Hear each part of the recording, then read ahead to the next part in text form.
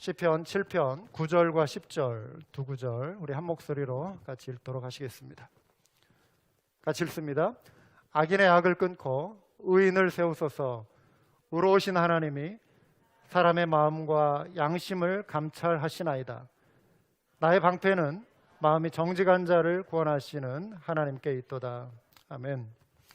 지난 화요일이죠. 29일 날 밤에 우리 미국에서 중요한 우리 행사가 열렸죠. 대통령 선거를 앞두고 두 명의 후보가 열띤 이걸 뭐 토론이라고 해야 할지 아니면 뭐 싸움이라고 해야 할지 애매한 그런 격한 논쟁이 있었습니다. 감정 싸움으로 번졌습니다. 그래서 한편에서는 이 멍청이야 이렇게 말하기도 하고 또 이걸 맞받아치면서 입 닥쳐 뭐 이런 표현도 나오고 막 그랬어요. 아주 격한 혼탁해진 토론이었는데요.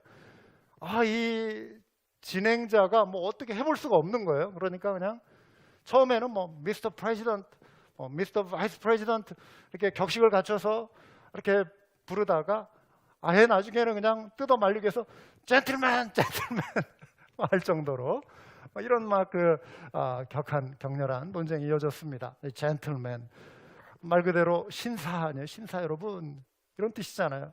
근데 그 안에서 신사다움은 사실 이렇게 실종된 그런 모습이 아니었나 싶습니다. 아무리 참 미국을 이끄는 최고의 지도자들이라 할지라도 이 감정이 앞설 때는 어쩔 수 없나 봐요. 그 인간의 참 뭐랄까요? 연약함이 드러나는 것이죠. 우리들은 어떻습니까? 평범한 일상에서는 우리의 감정이 크게 요동치지 않아요. 그런데 만약에 누군가 여러분에게 갑자기 다가와서 여러분을 막 비난하고 여러분을 향해서 막 공격하고 이런 예상치 못했던 이런 어려움을 줄 때 여러분 어떤 감정이 솟아나겠습니까? 여러분 입에서도 막 이 억울하고 말이죠. 막 화가 날 때 이 멍청이야, 입 닥쳐, 뭐 이런 말 우리들 속에서도 얼마든지 나올 수 있는 그런 것 아니겠습니까? 오늘 살펴볼 이 시편 7편을 소개하는 이 타이틀을 보면은요, 다윗의 시가연이라고 되어 있습니다. 우리 평소 우리가 듣는 말이 아니죠. 시가연 이 말은요, 격한 감정, intense feeling, 격한 감정으로 쓴 시를 의미합니다. 다윗이 지금 사울의 부하들의 막 추적을 받으면서 목숨의 위협을 느끼면서 막 도망치는 가운데 그의 감정이 굉장히 격해진 거예요. 억울하고 막 힘든 거예요. 그 상황 속에서 써내려간 시, 다윗의 시가연이라고 이렇게 타이틀이 붙어져 있는 시입니다. 성경을 통해 우리가 잘 아는 대로 다윗은요, 어느 날 갑자기 사울 왕으로부터 정말 알 수 없는, 정말 전혀 예상하지 못했던 그런 비난과 공격, 심지어 목숨의 위협을 받는 상황에 처하게 된 것입니다. 도대체 내가 무엇을 얼마나 잘못했길래 나를 이렇게 미워하고 심지어 나를 죽이려 하는가? 다윗이 너무 지금 당황스럽고 억울한 거예요. 괴로운 거예요. 심지어 두려운 것입니다. 격한 감정으로 지금 이 시를 써내려가요. 다윗이 먼저 1절과 2절에서 하나님께 구원을 요청합니다. 여호와 내 하나님이여, 내가 죽게 피하오니 나를 쫓아오는 모든 자들에게서 나를 구원하여 내소서. 건져낼 자가 없으면 그들이 사자같이 나를 찢고 뜯을까 하나이다. 사울 왕은요, 실제로 지금 사자와 같이 잔인한 모습을 보인 인물이었습니다. 역사적 배경이 되는 사무엘상 21장과 22장을 보시면은요, 다윗이 사울을 피해 도망치다가 어디로 가냐면 제사장 아히멜렉이라고 하는 사람에게 찾아가요. 근데 거기에 가가지고 종일 막 이제 도망쳐서 오다 보니까 먹을 걸 제대로 못 먹은 거예요. 그래서 함께 온 무리들과 함께 이제 배가 고파가지고 그 양식을 이렇게 구하니까 그 성전에 이렇게 제사하기 위해서 놓았던 그 진설병을 가져다가 다윗에게 줍니다. 황급히 도망쳐 오느라고 자기들을 보호할 무기조차 없는 거예요. 그러니까 그 아히멜렉이 그곳에 보관해놨던 칼을 하나 꺼내주는데 그 칼이 어떤 칼이냐면 다윗이 싸워서 쓰러뜨린 죽인 골리앗, 그 골리앗의 칼을 다윗에게 전해주는 거예요. 그걸 가지고 이제 또 다윗이 황급히 다른 지역으로 피해서 도망을 갑니다. 이 사실을 에돔 사람 도액이라고 하는 사람이 알아차린 거예요. 그래가지고 사울 왕에게 가서 그대로 그냥 쪼르르 달려가서 고자질을 해버렸네요. 그러니까 사울 왕이 아히멜렉을 불러와라, 제사장들 다 데려와, 명령을 합니다. 사람들이 왔어요. 이들을 다 죽이라고 그래요. 사울 왕이 이 다윗을 숨겨준 이 대가를 너희가 치러야 한다, 그러면서 다 죽이라. 아무도 왕의 명령을 따르려고 하지 않아요. 왜냐하면 다윗을 죽인다는 것이 이 이스라엘 사람들, 이 사울의 부활할지라도 이 다윗이 얼마나 훌륭한 사람이에요. 영웅 아니에요? 아니, 죄송합니다. 다윗이 아니라 제사장. 지금은 이제 다윗은 지금 죽이려고 함께 쫓아가는 거고, 이 제사장 아히멜렉을, 하나님의 사람 제사장을 칼로 죽인다는 것을 두려워하는 거죠. 안 들어요. 그러니까 도액에게 네가 죽여라. 그러니까 에돔 사람이니까, 이방인이니까 칼을 빼서 아히멜렉과 다른 제사장 85명, 무려 85명을 그 자리에 다 죽여버려요. 끔찍한. 그것으로 끝난 것이 아니라 사울이 지금 얼마나 화가 났냐면은 다윗에 대한 그 미움, 증오감이 얼마나 극에 다다랐길래 그 제사장들이 모여 사는 마을에 남녀노소, 심지어 젖먹이 애기들까지 다 죽여요. 그리고 성에 앉혀서 양, 염소, 소 이런 짐승들까지 다 그냥 완전히 죽여버리는, 초토화시켜버리는 것입니다. 대학살이죠. 대학살. 사울왕이 이처럼 사자처럼 잔인하게 다윗을 지금 뜯어 죽이려고 하는, 찢어 죽이려고 하는 그런 인물로 이 사람이 이렇게 지금 변질된 거예요. 다윗을 붙잡으면 어쩌면 이렇게 죽일 수 있는 인물인 것이죠.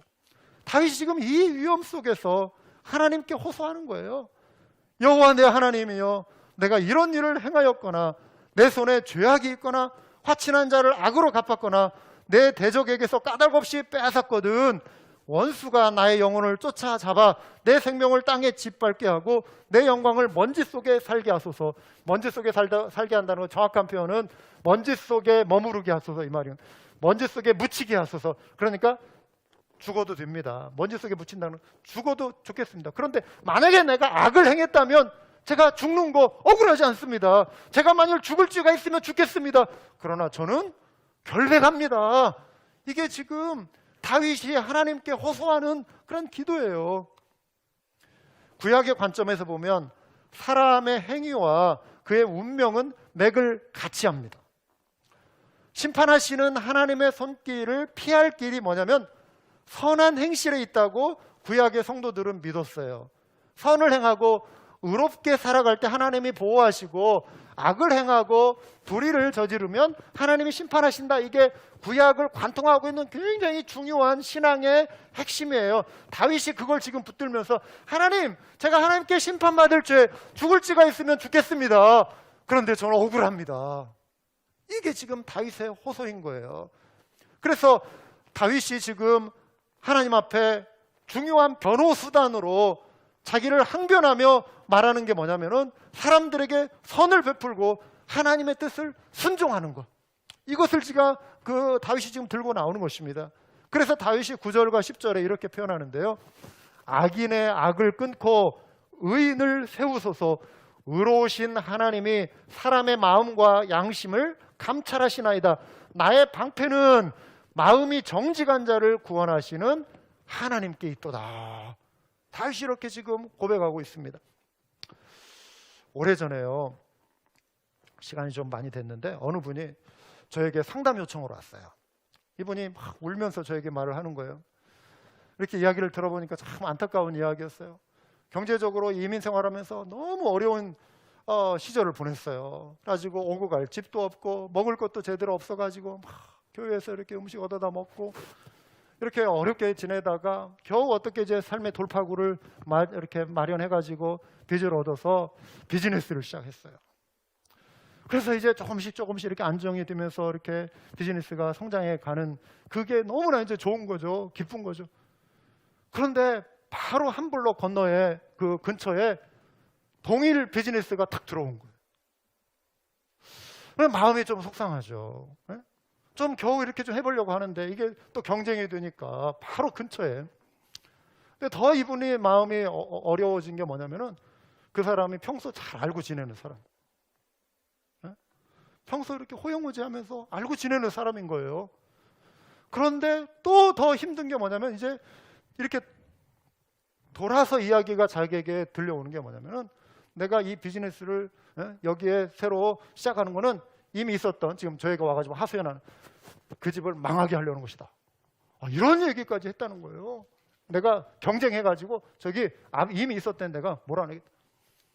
그러면서 저에게 와서 하소연하는 거예요. 우리 교회 성도님 아니에요? 그 이야기를 들으면서 제가 마음이 아팠습니다. 그분을 위로하면서 이렇게 이야기를 해드렸어요. 그분에게 당장 쫓아가서 뭐 따지거나 다투지 마시고 이 문제를 하나님께 맡기십시오. 하나님이 우리 마음의 중심을 살피시는데 선한 마음으로 하나님을 경외하며 성실하게 정말 하나님 앞에 내가 성실하게 정직하게 사업을 이렇게 해가면 하나님이 당신의 사업을 지켜주실 것입니다. 하나님을 의지하고 먼저 내 마음은 양심을 하나님 앞에 바르게 하면 됩니다. 중요한 것은 하나님 앞에 정직하고 의롭게 사는 것입니다. 그러면 하나님이 도와주실 것입니다. 그 후로 이제 그분의 사업의 이야기를 들었는데요. 감사하게도 계속해서 안정적으로 이렇게 잘 되어져 가고 늦게 시작한 그 가게가 오히려 문을 닫게 됐습니다. 여러분, 삶에서 찾아오는 갈등이 많이 있잖아요. 사람들과의 갈등. 그런데요, 우리가 그런 갈등이 있을 때 상대방을 미워하기보다도 내 마음을 살피면서 내 마음을 지키는 거, 하나님이 인정하실 만한 마음으로 내 마음을 관리하는 거, 내 마음을 지키는 거, 이것이 중요합니다. 승리의 비결은 내가 상대방하고 싸워서 상대방을 힘들게 하고 이게 아니라 내가 하나님 앞에서 바르게 서는 거예요. 내가 더 하나님 앞에, 내가 더 하나님을 잘 믿고 내가 더 하나님을 의지하고 내가 하나님께 더 칭찬할 만한, 들을 만한 모습으로 내가 서려고 하면 하나님이 모든 것을 아시니까 하나님이 다루어 주시기 시작하시는 거예요. 할렐루야. 이 사실을 믿으시기 바랍니다. 하나님은 우리의 마음을 살피시는 분이세요. 그래서 다윗이 지금 9절에서 악인의 악을 끊고 의인을 세우소서, 의로우신 하나님이 사람의 마음과 양심을 감찰하시나이다, 이렇게 고백하고 있는 것입니다. 마음을 감찰하신다는 것은요, 하나님이 우리의 마음을 저울질하신다는 거예요. 여러분, 저울 아시죠? 옛날 저울은 이렇게 하나 중심된 거 뭐 100g짜리든 뭐 1kg든 뭐 하나 이렇게 놓고 거기에서 무거운지 가벼운지 이거 공평하게 이렇게 저울축 있잖아요. 이 저울질하신다. 하나님의 의의 절대적인 기준에 내가 지금 반대로 어떻게 살아가는가. 저울질하신다. 마음을 감찰하신다. 여러분, 구약의 다니엘서에 보면은 바벨론의 이제 여러 그 왕들 가운데 느부갓네살 왕 잘 아시죠? 그의 아들 그 뒤를 이어서 벨사살 왕이 이제 왕위를 차지했는데 그가 얼마나 악한 사람이었냐면 예루살렘 성수에서 예배 드리는데 사용되었던 그 구별된 도구, 그릇들 있잖아요. 하나님 앞에 거룩한 하나님께 예배 드렸던 그 도구를 바벨론이 이제 침략해가지고 포로로 다 끌어오는 중에 성전 불태우고 이런 성벽 다 무너뜨리고 하는 동안에 성전에 있는 그 금기구, 은기구, 하나님을 예배하기 위해 쓰였던 이거를 다 가지고 노력해서 가지고 온 거예요. 창고에다 가득 쌓아놨다가 많은 이제 백관들을 이렇게 초대해가지고 잔치를 벌이는 그 자리에서 그 예루살렘 성전에서 가져온 그 그릇 다 꺼내오게 해가지고 술잔으로 사용한 거예요. 술잔으로 그 거룩한 하나님을 예배했던 그 도구를 그들의 어떤 파티, 그런 어떤 정말 이들의 그 유희를 위해서, 오락을 위해서 이 하나님의 거룩하게 구별된 이것을 사용하고 또 그 자리에서 막 우상을 섬기고 하는 이런 모습이, 하나님을 얼마나 이가 무시하고 두려워하지 않았으면은 이런 모습을 보였겠습니까? 그때 하나님이 노하셔서 특별한 사인을 그에게 보여주셨는데 벽에 갑자기 사람 손가락 모양이 탁 나타나가지고 글씨를 탁탁탁 이렇게 쓰는 거예요. 다들 그냥 화들짝 놀랐죠. 예? 이런 초자연적인 막 현상이 나타나니까. 그런데 그 글자의 의미도 모르겠는 거예요. 읽기도 어렵고 해석도 어렵고. 그래서 사람들이 이것을 해석할 수 있는 사람은 한 사람뿐이다. 다니엘이다. 다니엘을 데려와라 해가지고 다니엘에게 이제 이 의미가 무엇이냐 물으니까요, 다니엘이 이렇게 말을 하는 거예요. 기록된 글자는 이것이니 곧 메네 데겔 우바르신이라. 그 글을 해석하건대 메네는 하나님이 이미 왕의 나라의 시대를 세워서 그것을 끝나게 하셨다 하며, 계산하셨다는 거예요. 계수하셨다는 거예요. 이제 끝나게 했다 하며, 데겔은 왕을 저울에 달아보니 부족함이 보였다 하며, 베레스는 왕의 나라가 나뉘어서 메대와 바사 사람에게 준바되었다 하미니라. 지금 이 벨사살 왕이 누굽니까? 당대 최고의 권력을 가진 왕 아니에요. 그런데 그 왕 앞에서 다니엘이 정직하게 하나님의 그 계시를 정확하게 말하는, 한마디로 하면 당신 끝났습니다 이거예요. 이겁니다. 마치 오늘날 북한의 김정은 앞에서 당신 끝났습니다, 이거 말하는 거하고 똑같은 거. 지금 목숨 걸고 다니엘도 그러나 정직하게 하나님의 뜻을 전해주는 것입니다. 이 사건이 일어난 그날 밤 바로 이 벨사살 왕은 죽임을 당해요. 그리고 메데 바사 제국의 다리오 왕이 바벨론을 지배합니다. 그래서 역대하 맨 마지막, 그리고 에스라 맨 초반에 나오는 다리오 왕, 그 다리오 왕, 포로 교환을 주도했던, 선언해줬던, 선포했던 이 다리오 왕이 바벨론을 지배합니다. 하나님 앞에서 여러분 선한 양심을 붙들고 살고자 했던 다윗은요, 방패되시는 하나님을 의지하며 이렇게 노래합니다. 나의 방패는 마음이 정직한 자를 구원하시는 하나님께 있도다. 저울질했을 때 하나님 앞에 다윗이 나름대로 정말 말씀을 붙들고 신실하게 살려고 노력하면서 이 고백을 주 앞에 지금 하는 거잖아요. 마음이 정직한 자를 구원하시는 하나님께 있다. 여러분, 전쟁에서 방패는 방어용 무기입니다. 투구도 방어용이고 또 의의 흉배, 허리띠, 화살이 이렇게 날아오면은요, 뭐 한 번만 날아오나요? 화살이 또 계속해서 날아오는 거예요. 화살이 날아오면은 방패로 막아야 돼. 방패로 탁탁 막아야 돼. 여기에 뭐 우리 손종진 목사님은 모르겠어요. 이렇게 민첩해가지고 칼로 그냥 탁탁탁 뭐 화살 막을지 모르겠는데 어려워요. 이거는 불가능해요. 방패가 필요한 거예요. 방패. 화살이 날아올 때는 방패가 필요한 거예요. 칼이 아니라 방패가 필요한 거예요. 우리 삶에서 우리를 공격하는 숱한 어려움들이 있어요. 이 화살과 같이 우리를 향해 공격하는, 우리의 힘으로 감당하기 어려운 삶의 도전들이 있어요. 건강이나 재정이나 어떤 이런 재난. 여러분, 뭐 이 코비드 때문에 힘든데 또 얼마 전에 뭐 남쪽에 막 허리케인 확 몰아닥치면 이 얼마나 힘들어요. 또 서부에 또 막 산불.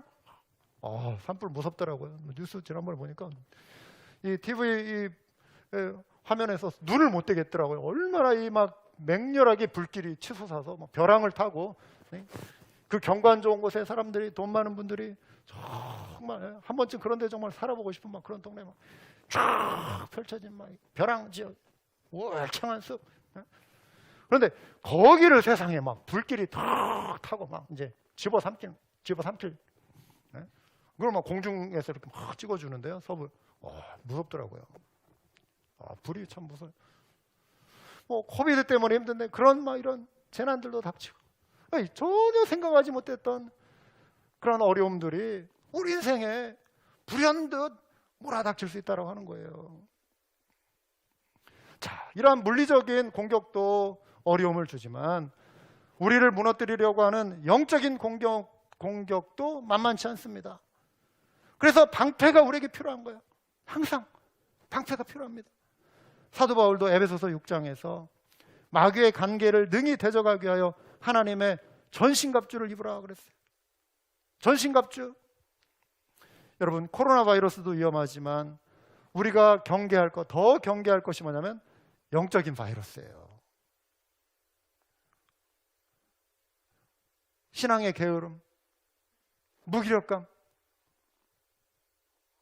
처음 코비드 딱 터지고 3월, 4월 이때는 그동안에 해왔던 어떤 패턴이 있으니까 못 모여도 우리가 이제 좀 열심히 좀 신앙생활 그대로 집에 있어도 좀 해야지 각오가 다져지는데 웬걸 5월, 6월, 7월, 8월, 9월 그리고 이제 벌써 10월이 이제 됐어.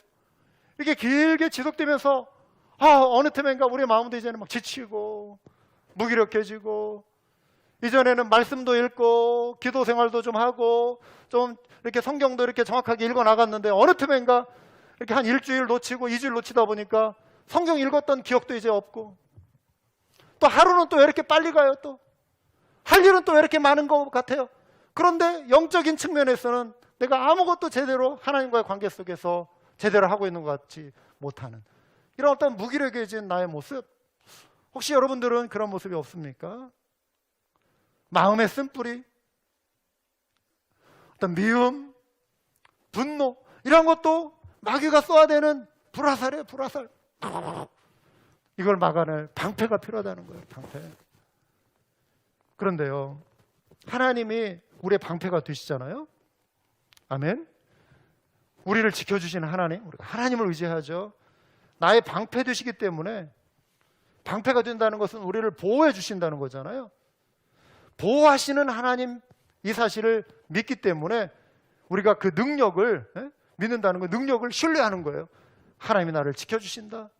삶의 고난뿐만 아니라 이런 영적인 어떤 공격까지도 하나님이 나를 지켜주실 것을 신뢰하고 이 신뢰를 가지고 이제 우리가 해야 할 게, 적용할 게 뭐냐면은 여러분 억울한 일에 대해서 하나님께 심판을 맡길 수 있어야 돼요. 하나님께 심판을 맡기시기 바랍니다. 그래서 11절에 하나님은 의로우신 재판장이시며 매일 분노하시는 하나님이시로다. 하나님이 여기에 분노하신대요. 어떻게 하나님이 분노하시지?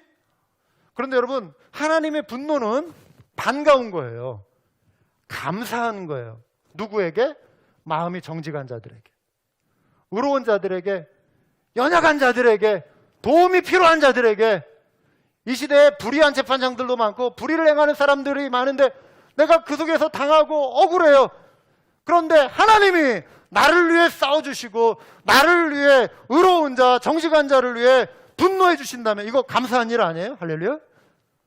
하나님이 내 편이 되어주신다면, 하나님이 나를 위해 분노해 주신다면 이거는 감사한 일인 거예요.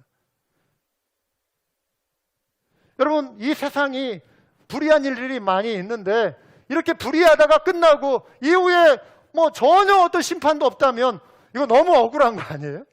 나는 나름대로 정말 하나님의 말씀을 지켜 살려고 손해도 보고 하나님의 뜻에 순종하려고 내가 희생도 하고 내 나름대로 정직하게 살아가려고 하고 또 억울한 일이 있어서 참고 그랬는데 악한 일을 행하는 사람들은 계속 승승장구하다가 죽어서도 전혀 어떤 심판이 없고 그렇다면 이거 너무 unfair.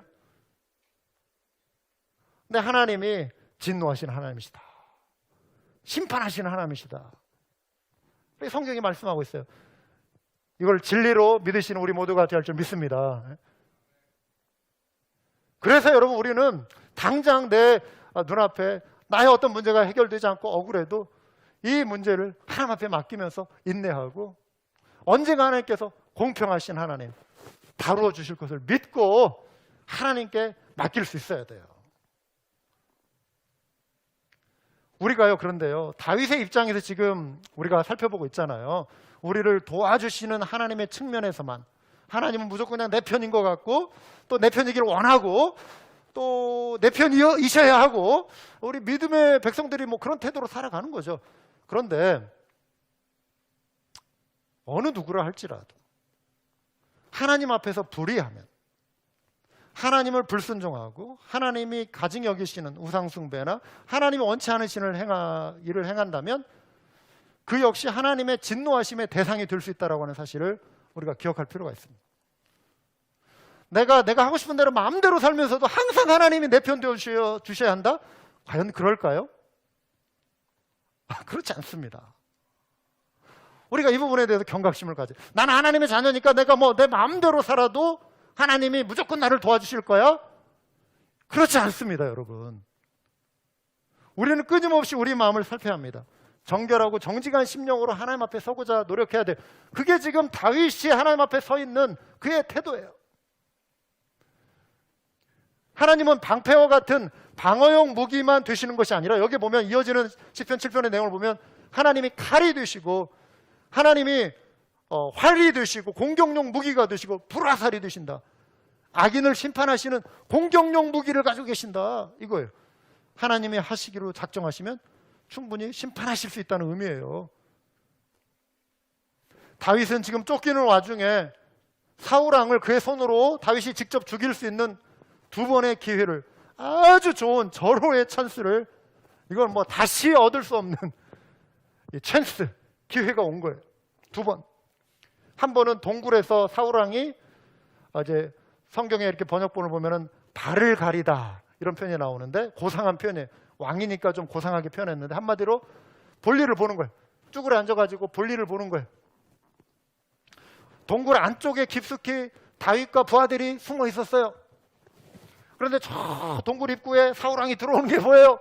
아무도, 왕이 볼일 보시는데 입구에서 뭐 보초는 서겠지만 그 옆에까지 쫓아오겠습니까? 왕이 조금 깊숙한 곳으로 들어가지고 쭈그려 앉는 것을 다윗과 신하 부하들이 본 거예요. 용맹스러운 부하들이 쫓아가가지고, 죽여버립시다. 사울왕 그냥 보냅시다. 다윗이 쫓아가가지고 사울의 옷자락만 살짝 조용히, 정말 얼마나 조용히 갔으면 세상에 그걸 눈치채지 못했을까요? 옷자락을 살짝 찢어가지고 조용히 옵니다. 한 번 그런 일이 있었고, 두 번째는 사울이 이제 계속 다윗을 쫓아다니다가 피곤해가지고 어느 곳에 이렇게 누워서 잠이 들었어요. 그 부하들이 사울을 다 보호하면서 다들 누워서 깊은 잠에 빠져 있는 틈에 또 다윗과 부하가 가가지고 사울 왕의 그 투구와 무기 이런 거 살짝 가지고 나와요. 근데 부하가 다윗에게도 말을 하는 거예요. 죽여버립시다. 그런데요, 다윗이 지금 이 좋은 기회가 있었음에도 불구하고 다윗의 마음에 하나님의 말씀이 떠올랐어요. 하나님의 말씀. 그게 뭐냐면 신명기 32장 35절. 뭐냐면 그들이 실족할 그때 내가 보복하리라. 내가 보복하리라. 이게 하나님 말씀이에요. 그들의 환난 날이 가까우니 그들에게 닥칠 그 일이 속히 오리로다. Vengeance is mine. 원수 갚는 것이 나에게 있다. 하나님이 말씀하신 거. 세상에, 그 와중에도 다윗이 이 말씀을 떠올리면서 다윗이 절제를 하는 거예요. 참는 거예요. 까짓 거 그냥 없애면 다윗이 얼마나 편해요. 자기 죽이려고 하는 그런 사울왕도 이제는 없어지고, 많은 백성들도 다윗을 존경하고 바로 왕으로 삼으려고 할 것이고, 이미 사무엘도 다윗을 점 찍어서 기름도 부었겠다. 네가 이제 왕이 될 것이다. 그러니까 다윗이 왕이 될 것을 기대하고 있는 사람들도 많이 있는 거예요. 사울왕이 워낙 기세가 등등하니까 다들 숨지기고 있었지. 다윗의 인기는 왕이 될 만한 그런 인물이었어요.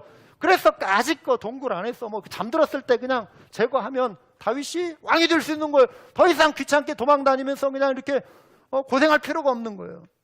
다윗에게 왜 이런 마음이 없었겠어요? 다윗에게 사울왕을 죽이고 싶은 마음에 유혹이 찾아왔을 거예요. 고통을 벗어나고 싶기 때문에. 그런데 다윗이 말씀으로 지금 물리치고 있는 거예요. 그 유혹을. 여러분 대단하지 않습니까? 이게 다윗의 훌륭한 점이에요. 다윗의 훌륭한 점.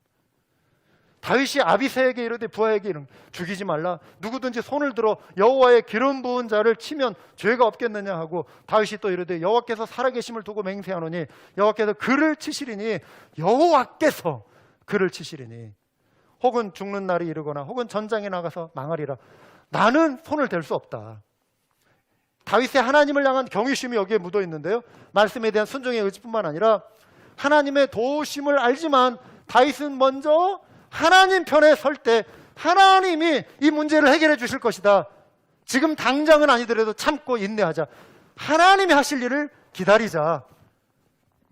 전쟁에 나가 죽든지 여호와께서 그를 다루시리라. 그대로 되었어요. 사울왕이 전쟁에 나가서 목숨을 잃게 됩니다. 하나님이 하나님의 때에 사울왕을 결국 심판하신 거예요. 벨사살 왕을 저울질하신 것처럼 하나님도 지금 사울 왕을 저울질하신 거예요. 여러분, 저울질하신다 이 말을 우리가 지금 이 시대에 우리 속에 적용할 때 뭐 구원을 잃어버린다 이런 말은 아니에요. 그런데요, 우리가 만약에 하나님 앞에서 하나님의 뜻대로 순종하지 않고 오히려 내가 악을 일삼고 다른 사람에게 막 피해를 줘가면서 나의 유익을 찾으려고 할 때 저울질하신 하나님이 보시고 하나님이 우리에게 주시는 심판, 징계는 뭐냐면 기도 응답 안 해주시는 거예요. 기도 안 들어주세요.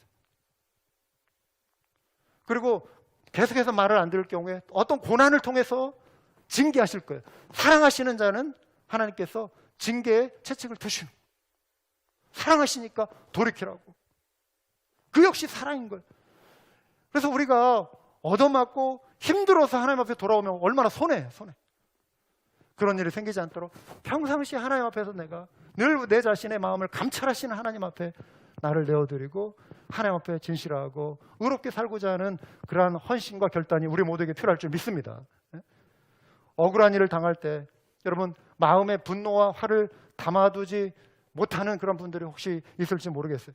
당장 달려가서 막 얼굴을 쏘아보면서 감정을 퍼붓다 보면은 여러분 그것이 분노로 변하고 피차간에 다툼으로 변질이 돼요. 분노는 안타깝게도 그동안 내가 받은 은혜와 기쁨을 한순간에 날려버려요. 여러분 오늘 이 시간에 이 바이러스의 이 도전, 이 장애물을 뚫고 이렇게 은혜를 갈망하여 예배자로 나왔는데 오늘 은혜 받았습니다 하고 돌아가는데 일주일의 삶 속에서 이 문제 해결하지 못하면 순간적으로 받은 은혜 날아가 버리는 거예요. 얼마나 손해예요, 여러분. 우리가 마음을 지키고 은혜를 관리하는 거 굉장히 중요합니다. 할렐루야. 그래서 참기 어려운 일이 있어도 다윗이 하나님 앞에 가졌던 그 마음의 자세를 한번 떠올려 보시기 바래요. 방패되시는 하나님, 그 하나님을 의지해서 심판을 하나님께 맡기는 것입니다. 요즘은 이제 우리 교회 가족이 다 이렇게 같이 모일 수 없으니까 덜 이렇게 부딪히고 서로 이렇게 불편한 것들이 거의 없잖아요. 우리 교제 시간도 짧고 예배 중심으로 이렇게 드리고 이제 바로 가고 그러다 보니까 서로 이렇게 만나고 접촉하고 근데 사람들이 만나고 접촉하다 보면은 또 항상 좋은 일만 있는 게 아니라 어떤 때는 힘들고 불편하고 그날 내가 상당히 예민해져 있고 막 이렇게 신경이 좀 어떤 일 때문에 고민을 곤두섰는데 상대방이 나를 쳐다보는 눈빛이 나를 짜려보는 것 같아요. 그러면은 그냥 이렇게 툭 쳐다봤는데 저 사람이 나를 짜려봤어. 박성 목사가 나를 짜려봤어. 그럼 막 기분이 나빠. 짜려봤지. 일주일 내내 짜려본 그 눈빛이 기억이 남는 거야. 그럴 사람은 전혀 아니지만 우리 박 목사는. 내 기분에. 그러니까 이런 식으로 오해가 생길 수 있고 사람들이 만나다 보면은 불편함이 생기고 감정에 어떤 문제가 생길 수 있습니다.